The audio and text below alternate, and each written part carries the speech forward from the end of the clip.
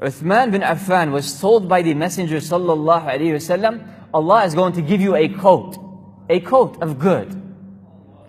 And you're going to be asked to take this coat off. Don't take it off. Do not take it off. He didn't understand so much what was meant by this.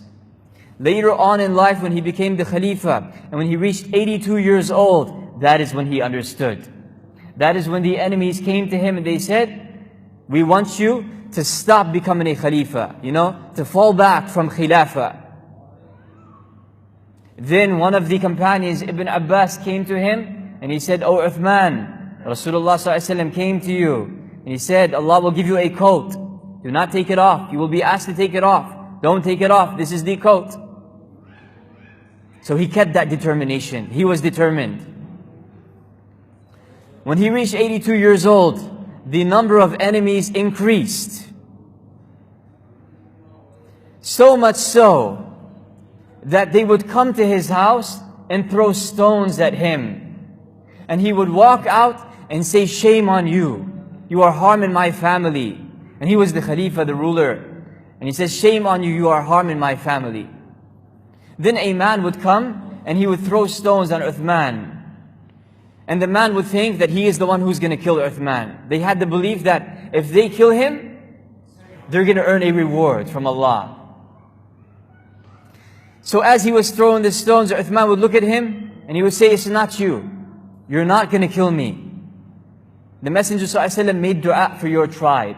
It's not you." So the man would throw the stones on the floor and he would say, "Astaghfirullah al-Azim," and he walks away. Next day, another man would come with his sword. He walks in to Uthman bin Affan. Uthman sits down and reads the Quran. The man comes closer with his sword. Uthman looks at him. He says, "It's not you. You're not going to kill me. The Messenger ﷺ, he made dua for your tribe. What's your name? So and so. Yes, it's not you." The man drops his sword, says, "Astaghfirullah al-Azim," and he walks away. Another day, another man comes with his sword. Same exact thing happens. He drops his sword, he says, "Astaghfirullah," and he walks away. Uthman prevented from eating. Uthman prevented from drinking. Uthman prevented from entering the Masjid al-Nabawi in Medina. And he is the ruler, the Khalifa. He lies down, takes a rest after Dhuhr. He sleeps. And he sees in his sleep a vision from the Almighty Allah. The Messenger ﷺ comes to him and he says, "Oh Uthman, did they forbid you from drinking?" He says, "Yes, they did." "Did they forbid you from eating?"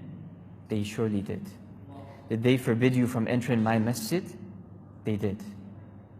"Uthman, glad tidings, you are going to break your fast with me today." Uthman wakes up.